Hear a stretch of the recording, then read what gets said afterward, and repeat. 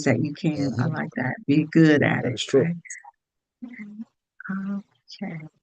All right. So we are going to be live streamed and we are going to be welcome, welcome. Thank you for getting on camera. And we are going to be recorded here on Zoom. Hello there, Isaac. Welcome to Hope and Healing.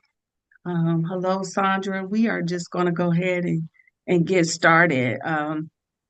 And others will join in as they see fit. I know we did send out a group text, and I invited some folks to join in. So hopefully they'll be able to catch some portion of this. So I just want to give a little faith reflection for hope and healing. We've created this group during COVID as a response to all the political things, social things that we were experiencing collectively, the loss and grief people were losing loved ones, whether to violence or just to the pandemic itself, right? And so we created this space, Pastor Najuma and I, um, and we just started doing these weekly sessions, and we were blessed to receive a grant to continue the work. And so here we are now in year two, at the end of 2025. And this is our last session for this year. So I'm going to give you a scripture. It is Psalms 34 and 18. So anyone listening, anyone who will catch the replay, and that scripture says, "The Lord is close to the brokenhearted and saves those who are crushed in spirit." And so, grief can come in so many forms, and we can apply this scripture to so many areas of life. As I always say, life is always in session. So we don't get to choose. That's one of the things talking about acceptance and control, is we don't get to choose what session of life that we'll, be in at any given point. And so that scripture really resonates with me. And so grief, when loss cracks our hearts, God steps into those broken pieces. And I think that's what that scripture is saying. When any kind of grief or loss penetrates or cracks our hearts, God steps into those pieces.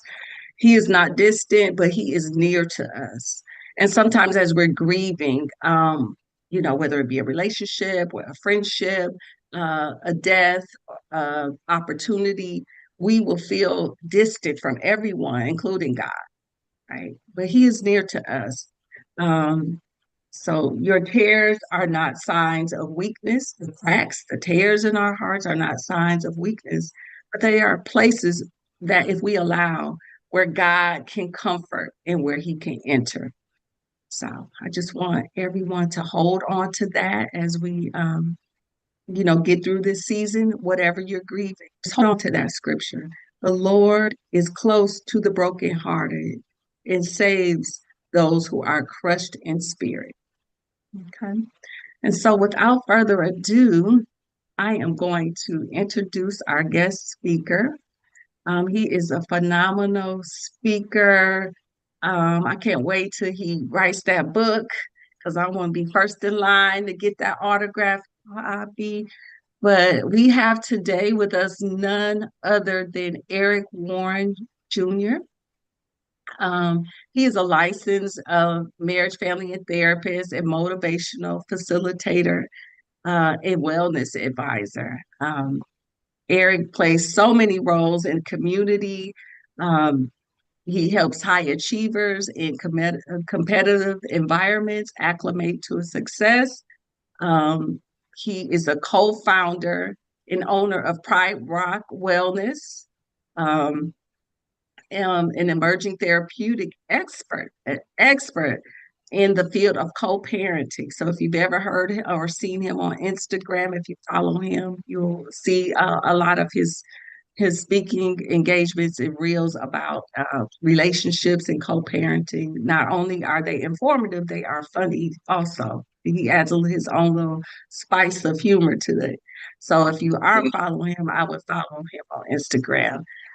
He's worked in mental health for the Department of Mental Health in South LA with wraparound services. He's a clinical supervisor for Proverbs Counseling Center in Los Angeles and Open Heart Leaders in San Diego. So he's well-rounded, a well-rounded individual in the field of mental health in his expertise. So without further ado, I'm going to pass the mic over to Eric Warren Jr. And yeah, the floor is all yours, Eric.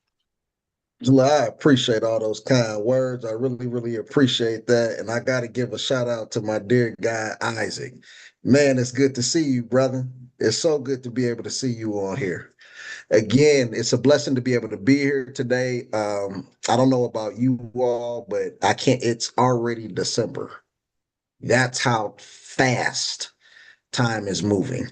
Despite all the various things going on in the world, time doesn't sit still. It keeps going, and this year has proven that I mean it's literally already December, and here we are. So of course, what a blessing it is to be able to be here, to have this moment in time with you all. I look forward to presenting a little bit about grief. And when we think about grief, oftentimes it is the easiest way to explain it is it is a situation that more or less involves coping with loss. That loss can be death, that loss can be divorce, it can be the loss of a home, a job, or any type of major event. While everybody's experience when it comes to grief is different, there are common responses that one can usually recognize if you're facing loss, whether you're grieving the supporting of a loved one.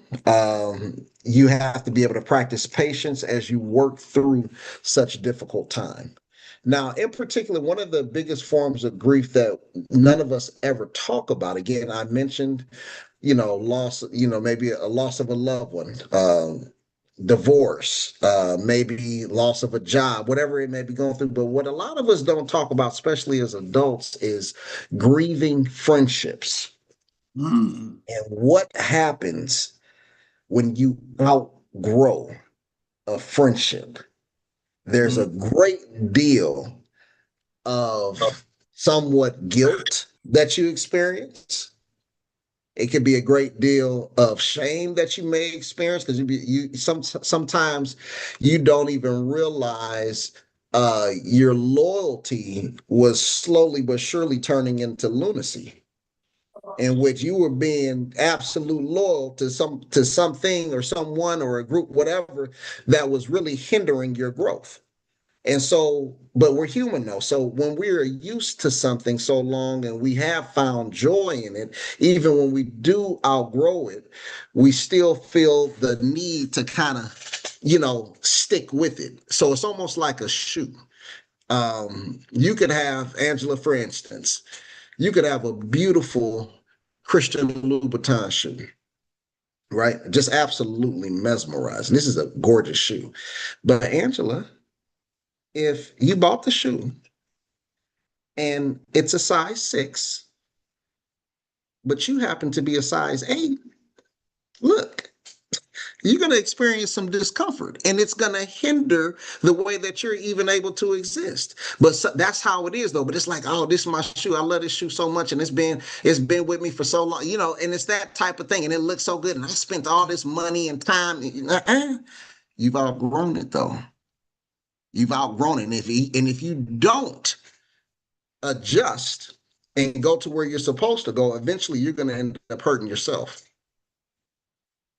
You been to go back to the shoe scenario, corns, blisters, whatever else could possibly, be happening. You going from loving to wear open toe shoes, now you only wear tennis shoes, even in church. Now you don't even want to be, you don't want nobody to see that, and that's all because you outgrew your environment. Now, as a question, before I get into the presentation, has anybody on this call ever experienced the outgrowing of a friendship? Okay, I got one. We got one person that is definitely outgrown. I'll ask you real quick, Isaac. When you outgrew that, what did that look like for you? What were the bevy of feelings and things like that that came about? Yeah, sure. First, um, there was a lot of resentment, in the friendship where I resented being there and doing the things that I was used to doing. It started to grow resentment because I felt that the relationship wasn't serving me. I was pouring in, but I wasn't getting anything out of it. And so I remember there being a lot of that resentment feeling. And then there was a lot of like petty blowups over seemingly nothing. And it's probably because of those resentments. A lot of that was going on until eventually they got so much that I just went, you know what? I can't do this anymore. That makes sense. Yeah, definitely does. Definitely. Definitely. Okay. Well, let's get into this thing. There's various reasons when we talk about grieving the loss of a friendship, but why outgrowing a friendship can really feel like grief. That's what we feel when we outgrow a friendship. One of the reasons is because of loss of shared history. People got to understand that our memories, the things that we form when we're together, that memory, they serve as anchors. So friends often hold places and hold pieces to our past, to who we were. So there's inside jokes, there's milestones that they may have been present for, there's experience that have shaped us into who we are. They've been able to witness your life. They've been present at key chapters, whether it's school graduation, first jobs, relationships, struggles, all that kind of stuff. And losing them can feel like you've actually lost not only just a person, but also a piece of your identity and your connection. Friendships that are intact, they oftentimes validate who we are. And depending on the stage of life you're in, they reveal who you are at that stage.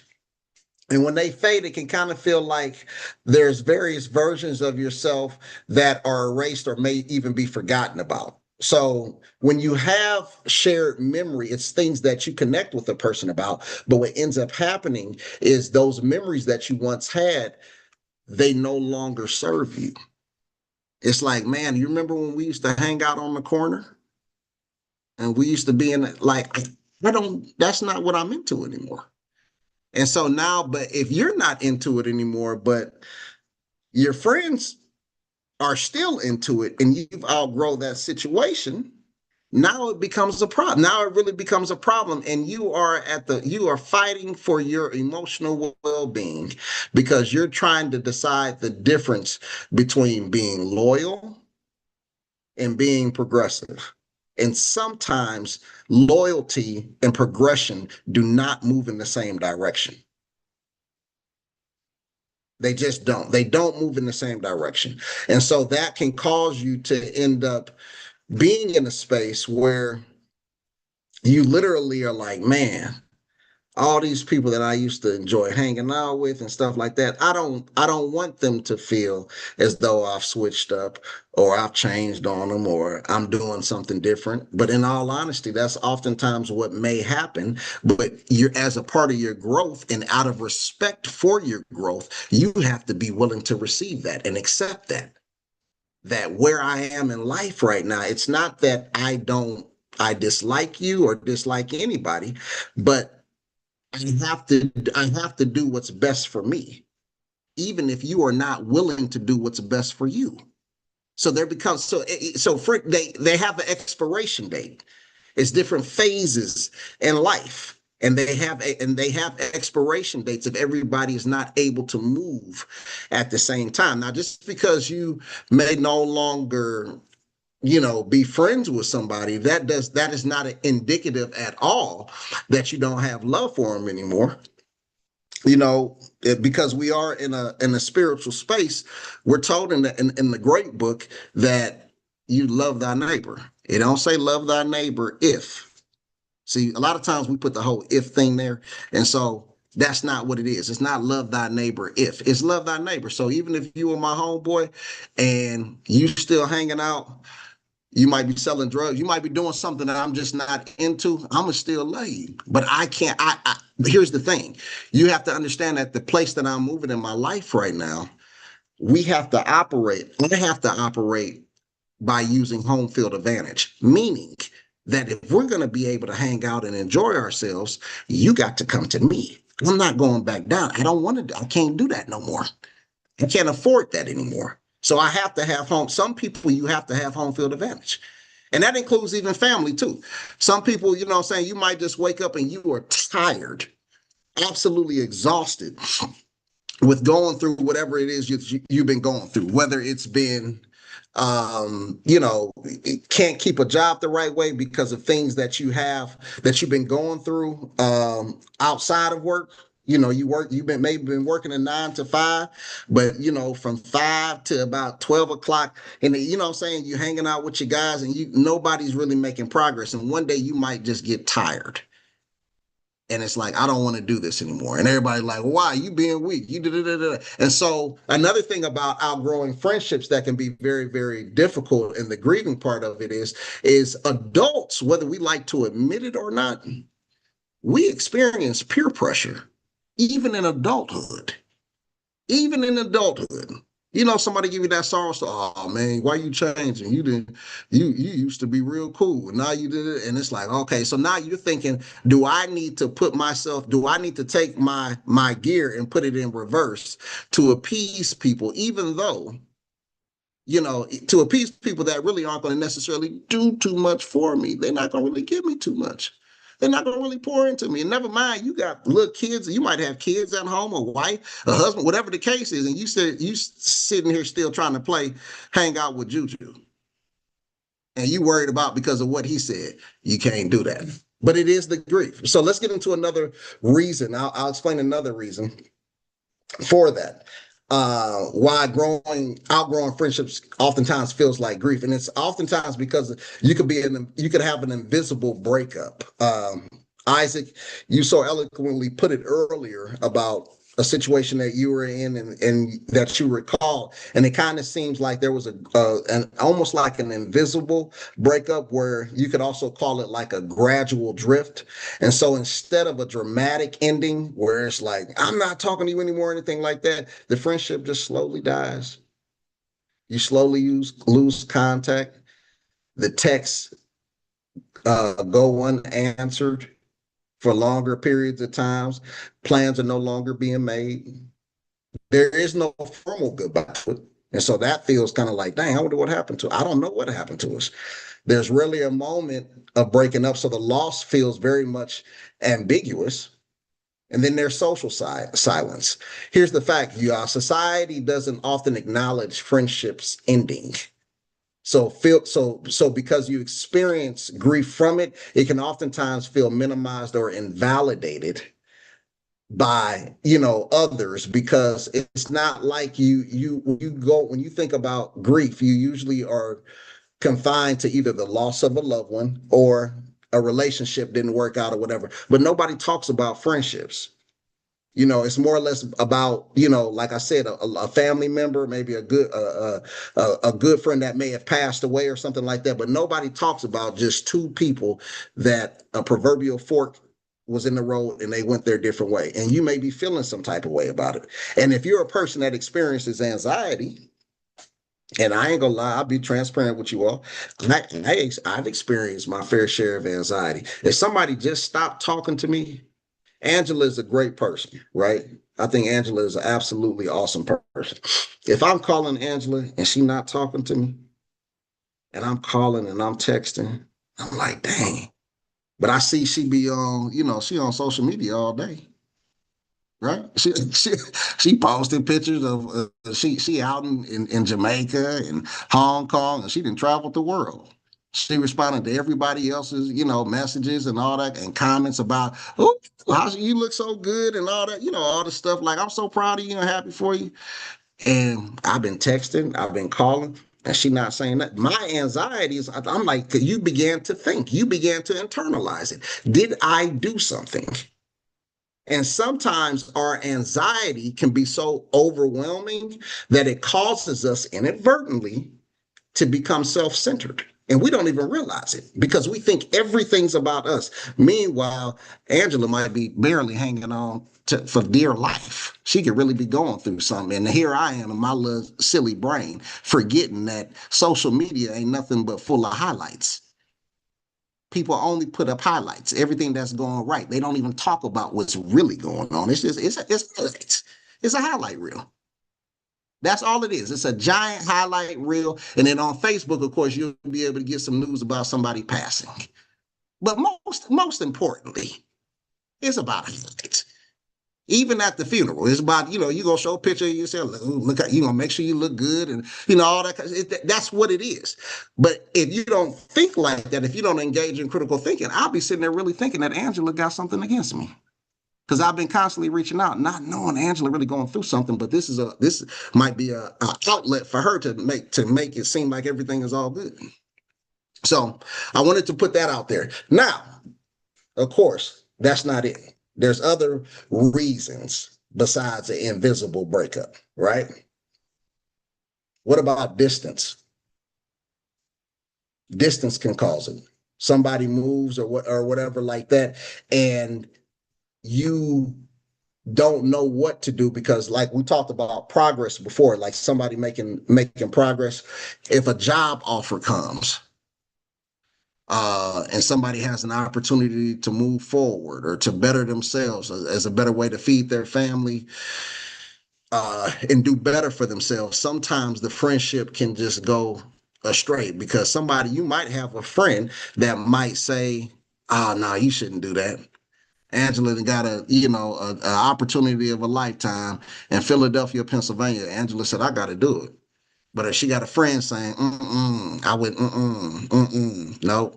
And and now you looking at that person like, why do you not want better for me? And it has nothing to do with you, with your job opportunity, as much as it has to do possibly with their abandonment. And those are one of the things that can really come up and really create a high degree of grief because you're sitting there thinking to yourself. And then once Angela gets the job in Philadelphia, she's sitting there thinking to herself, the minute the first snowflake falls, I should have never went here. Yeah, they was right. They was knowing good and well you're doing much better where you are now. But now you began to think about it, and now you're trying to figure out, what should I do? Entertain the dream that I have for myself or the opinions that somebody else has of me? And that's all. And believe it or not, that goes back to that peer pressure with adulthood, right? Do I do what's best for me, or am I a people pleaser? Am I a people pleaser where you please everybody else from sea to shining sea except the person in the mirror? It's a real thing. You know what I mean? So it's like and then nobody's going to be there to please you because you're teaching people how to treat you. Because they're like, you don't prioritize yourself. So I'm certainly not. Yeah, I'm cool. And so you will find yourself making decisions based on other people's wants while completely abandoning your needs. And that is another way that friendships fall apart fast and in a hurry. And so we have to be very, very mindful of those things. We also have life transitions, you all. That is another major thing that can cause grief and really cause a friendship to maybe go their separate ways. We talked about if you're starting a new job, if you're entering a new relationship, and let's just put something right there, a new relationship. Man, I've been on Hinge for the past 5 years, and I then finally got the swipe that I wanted. And I'm so happy. And my expectation is that everybody's going to be happy for me. But that ain't always it. Because, you have your single friends that are just, everybody, it's a great time. It's a collective where we're all able to get together and bash the opposite gender or whatever the case is and just, have a good old time. Now, the minute you decide to go the other route, the other way, because it's like, yeah, I'm at an age where I don't want to be by myself. I want to be able to have somebody that I can love. Some people that are not in that position, they began to look at you like you got some like, oh, yeah, Well, she got her nose up in the air, or she got him whipped. These are real things. These are real things, and everybody's not going to be happy for you. For women, oftentimes, um, and I'm gonna say something, and I want maybe a female to speak on it because I can't clarify it, but I've heard that to talk about the significance of life transitions, that oftentimes baby showers and bridal showers can sometimes bring out the biggest conflicts in friends. To any lady that's listening, any female that's listening to this, is there any truth to any of that?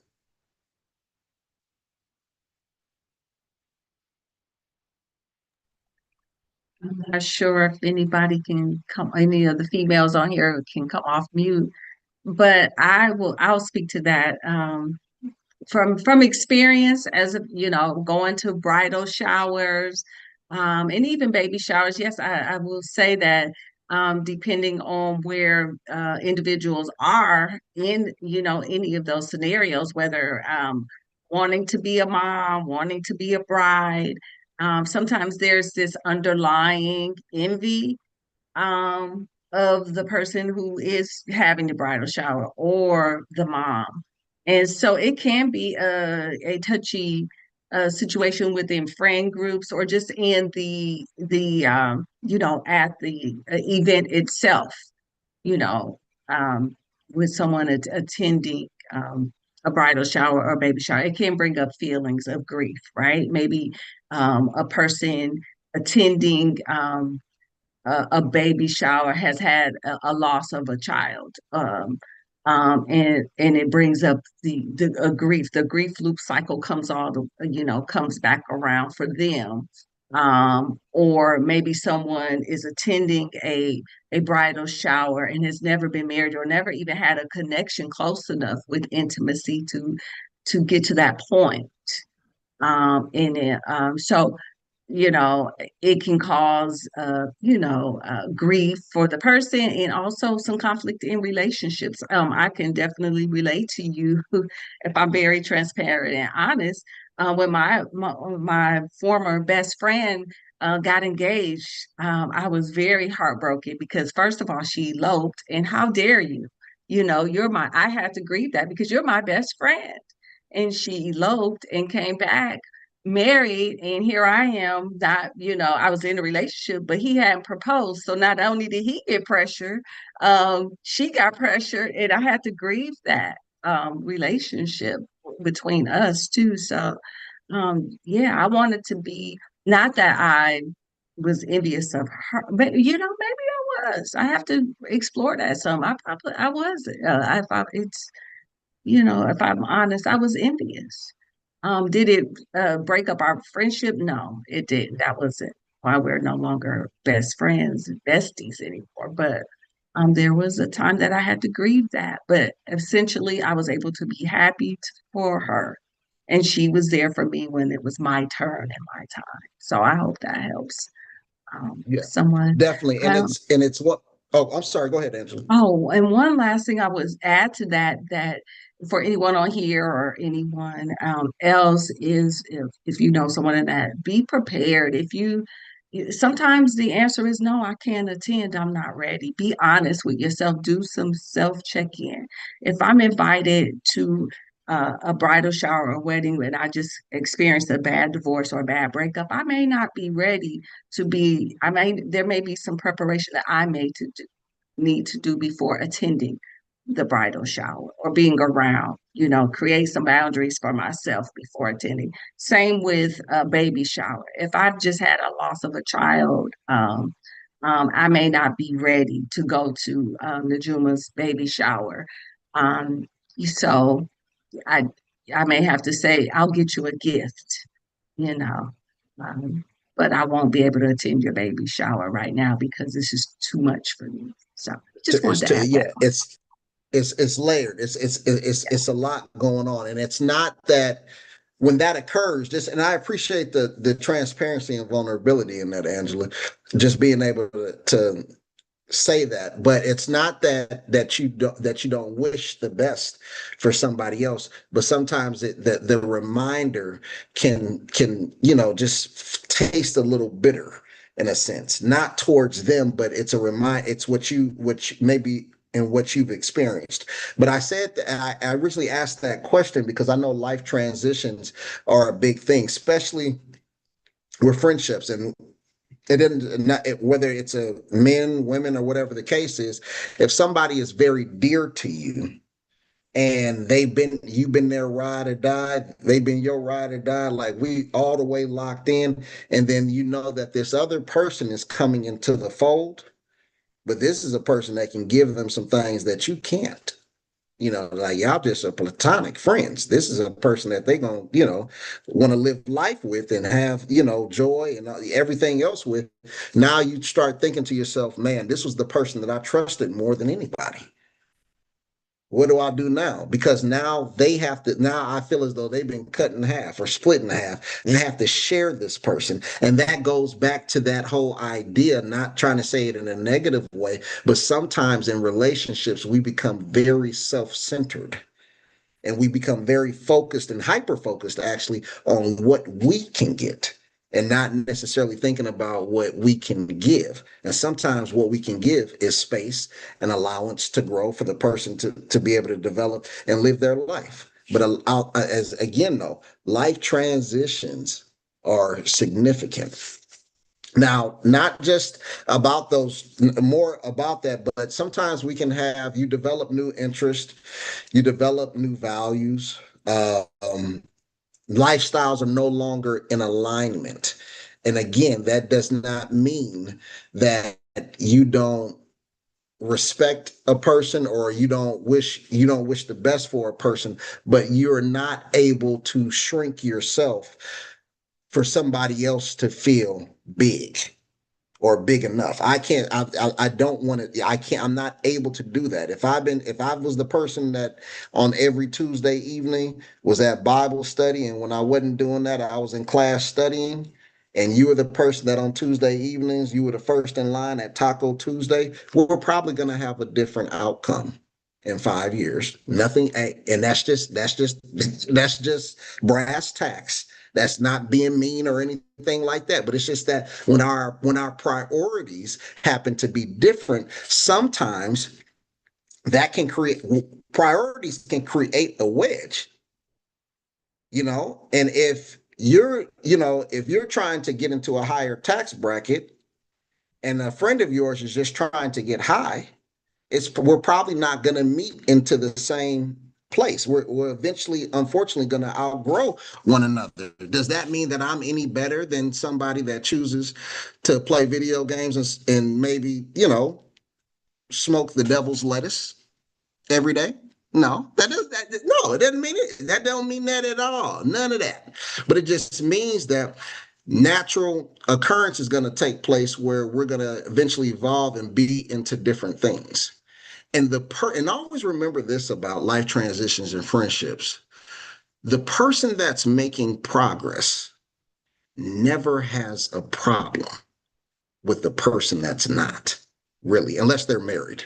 It's usually the person that's not making progress that has the problem with the person that is.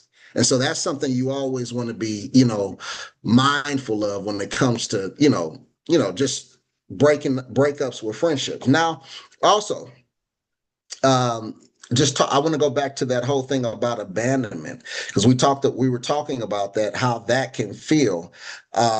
Sometimes when people feel abandoned, and somebody's growth can make somebody else feel like they're experiencing abandonment, which if they are not in tune with what's going on, they can process it as betrayal. You hear a lot of guys, a lot of young men are oftentimes peer pressured about switching up. Oh man, don't ever switch up. No, I'm gonna switch up. This school cost me about $80,000 to enroll in, so I'm gonna get an education. And I would encourage you to enroll so you can switch up too, because what we're doing right now, we're not making this ain't it. In fact of the matter is, jobs are becoming slimmer. But Skid Row always has open beds 24/7. That cement will always, there's always room on the cement. And so we have to do some things. Otherwise, and you want to try to encourage people, but as when it comes to friendships and the grieving process, sometimes we'll get to a point where we want to reach back so much. We want to try to save and there's nothing wrong with that. But you got to understand that you got to know what you can do and what you can't do. If you're reaching back to the point that they throwing you overboard too, you're not reaching back. You're just essentially you're engaging in self-sabotage. And there's a difference between reaching back and then engaging in self-sabotage. You're engaged in self-harm, and now you back to square one. Both of y'all, you and your guys all together just sitting there. And you don't want to experience that. Just because you're feeling the pressure of, oh man, this is that. Oh well, I gotta be there, because if I'm not there, then I'm gonna feel as though people don't like me, or they're gonna think that I switched and all that. You want to avoid that. Again, we've talked about changing identity. As people grow, they may outgrow old versions of themselves tied to friendships, making the bond feel less authentic. Because sometimes, this old saying, conversation rules the nation. But if you don't have nothing to talk about, it's going to get kind of quiet. If you have nothing to talk about, it's going to get quiet. That's just the law of the land. That's not conjecture. That's not speculation. That's not something I make up. But when it comes to people, if we have nothing to talk about, it's going to be quiet. And again, for some people, that can feel like, man, I can't believe I lost my good friend. But it's you, or you feel as though somebody's leaving you or abandoning you, and that's not always the case. Sometimes it's just really about growth. And we have to understand the difference between grief and growth. And I want to make sure you all know that there is an intersection between the two. Grief and growth. Every experience where you grieve, there is an opportunity to grow, or it's a sign of growth. It's a sign of growth oftentimes. So when it comes to, say, we'll do relationships. If somebody experiences a divorce of some sort or anything like that, that's very much, there's a lot of grief when it comes to that, right? But you don't know what lies ahead. Remember, I'll always, anybody that hears me talk, you'll always hear me reference people like I do books. And you don't know what's in the chapters ahead. Your only goal is to get up every day and continue to turn the page. Continue to turn the page, and you don't know. And so you might be experiencing a great deal of grief. And I've heard, I obviously, as a marriage and family therapist, I hear stories all the time of people that will tell me, like, man, my first marriage, it didn't work or whatever like that. And Eric, I was almost a goner. I didn't think I was going to make it. Fast forward 15 years. I'm feeling better than ever. And as a matter of fact, I would have went upside my boss's head. That's the whole reason why I'm here with you, because of my anger.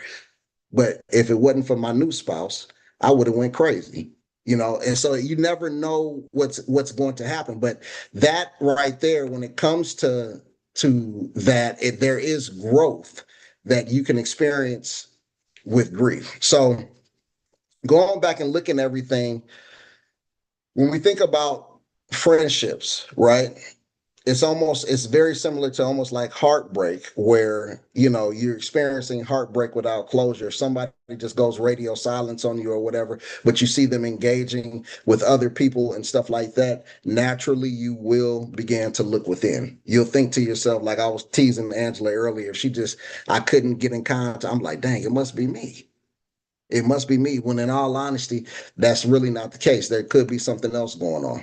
But that can create a lot of confusion and doubt. And then society just in general does not acknowledge, especially, and I'll say this much, especially for men having grief is not always easily received by a greater society. because people that look like myself or somebody that looks like Isaac, we are always encouraged to be as strong as we can be. We were taught at an early age not to cry, despite the fact God gave us tear ducts. You know, we were told not to use them. Man told us not to use something that God gave us, and that is the one of the biggest forms of miseducation that has plagued our society as people. And so when we grieve, we need to be able to let it out in the right way, as opposed to doing other things. When people are grieving, that's when they end up developing maladaptive coping patterns. So that's when you start drinking more. You might start smoking more. You might start gambling more. You might start sexing more. These are all, if you don't approach grief the right way, it can get really, really, really, really tricky. Okay. So, always a healthy way to process grief, just so you know, is number one, acknowledge it. For those that were on here that were able to hear Angela speak about her friend getting married, I think that was probably in all of 2025. That's one of the most transparent things I've probably heard somebody say was today on this Zoom call. You being able to be just that open and honest, so you acknowledge it. When it comes to friendships, despite you all there may be some growth that is taking place when one person is growing at a different pace than another, and as a result there's a obvious gap. You can still honor that friendship, and if you can't see them, if you can't see them on the day to day, or if you're not able to talk to them on the day to day, man, you can always pray for them. And I think that's the greatest thing you can do. I don't think there is a friendship. I mean, hanging out with somebody, giving somebody money, those might be great things, but praying for somebody is probably the best thing you could ever do for another person. Honestly. So you have that, looking at yourself in the mirror for accountability and allowing yourself or embracing the change. You haven't worked this hard to develop into this new person that you are. You've been going in the right way. You've sacrificed, you've put in the work and things like that. Sometimes people are not going to be able to go with you, but you have to allow that change to take place, because you can't stunt your own growth to adhere to somebody else's ego. You can't. You got to be the best version of yourself. So God, when it's all said and done, we all have a date. None of us are gonna make it out this thing alive. It just is what it is. None of us make it out alive. And when we get to that gate, you don't want to be told to get in the back of the line or get out of line because I need to holler at you. I need to talk to you because I gave you a whole lot of things to use, and you decided that you wasn't gonna do it because you were worried about what Timmy thought.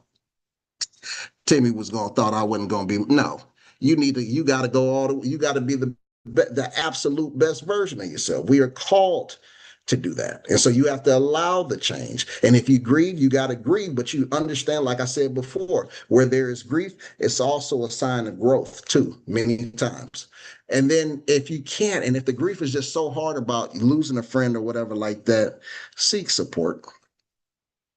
There's nothing wrong with asking for help. It's 8 billion people on this planet. I'm certain that there's somebody that can help you navigate this process if you're grieving a friendship. My best, only advice that I'm going to leave you with, and I kind of said it before, is that when it comes to friendships, try not to personalize things when you're not certain about it. Sometimes when people just go quiet, it really don't have nothing to do with you. It really don't. It got everything to do with something that they have going on. And once you rest well with that, you pray for them. That's the best thing you can do until further notice. So let me ask, are there any questions? I appreciate you all listening to me for this time. Are there any questions that I can answer for anybody? Any scenarios that you may be going through, especially during this holiday season? Hi. Hi, Eric. Hi, how are you? This is so powerful. I love this. I wasn't able to give you my undivided attention at the beginning when I first got the information about let's join. But anyway, I just want to thank you because you hit so many different points when you talked about the maladaptive coping skills that you mentioned, or like smoking. And for me, I'm not a smoker, but I started overeating, and that's one of the things I need to work on. But you said the healthy way to process grief is to acknowledge. And this is not a question. I just wanted to make a statement about. I feel like I'm just like on the right track right now. And I had a daughter that was murdered 15 months ago, and it's been so hard at the beginning. It's still hard some days. I have, you know, how the grief goes in waves, and it's just so much that I do to stay busy and to honor my daughter that I said the other day, I said, you know what, I haven't had a real powerful wave, that grief pain, that bad one lady, but I know it's going to come. And sometimes I try to prepare myself for it. Most of the time, yeah, sometimes I do, but I know they just come, and I'm driving anywhere. But I'm just doing so much stuff to honor her. I'm probably just babbling and repeating myself right now, that No, you fine. I don't have, that the grief pains are not as much as they were at the beginning. That makes sense. It's because that I'm doing some things that I need to do. I'm exercising. I'm in the gym like every day. I reached out to the doctor. I need a nutritionist. I know I have an issue. I just started gaining weight. Things that I'm sitting there. I want the chips. I want this. I want that. So it's hard. It's a lot of work to it. It's a lot of work, and I just wanted to thank all you guys for putting this event together right here. This is a really, really good one, and this is something I needed to hear, and this season right now, because it's hard. Hard. Yeah, and definitely praying for you. Well, thanks. Extending sincere condolences. And as you said, that the grief feels a little lighter, that's the grief. Her impact is not lighter at all. It weighs, it's going to always be there, but the grief may be feeling a little lighter. And as you continue to just turn that page every day, as we talked about, just keep turning the page. There are chapters that are going to be coming in your life that you would have never expected. But those are the benefits of continuing to just turn. There may be people coming into your life. And as that comes, you just continue to prepare for it. And you'll never, lose sight of somebody that was so dear to you. That's always going to be there. Her impact is going to grow every day. And her impact, because of her impact, is growing every day, but the grief seems to be subsiding. You'll be able to help somebody else. You'll be able to help somebody else. Somebody will need you. And so we just, I'll continue to pray for you throughout this season and every season to come. Thank you. Thanks. Hi, Angela, Najima, Courtland. Hello, Angie. Hello, Angela. I see Courtland too. Yeah, Courtland. Davion, Sandra, Isaac. Everybody, huh? Stacy. Everybody. I know. We got a nice group here today. Anybody else have a question, comment, or want to share anything before we wrap up? Yeah, I'll say something real quick, Angela. First of all, I just want to thank everyone for being here. I saw this on my Facebook, and I recognized a couple of names on here, so I just had to come on and honor them, by participating today. And I'm telling you, this exceeded my expectations. But the point I wanted to make is I just wanted to say that you know, as far as being in a situation, I just needed to turn the page, but I was scared. I didn't know what to do. I didn't know what that next chapter looked like, so I just stayed in that situation. Well, you know, years later, and my man Eric could attest to this. I turned the page, and I didn't know what that next chapter was going to look like.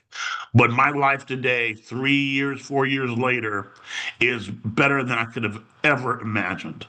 And so I just say that to just provide a little bit of testimony to everything that Eric, you know, taught us here this afternoon.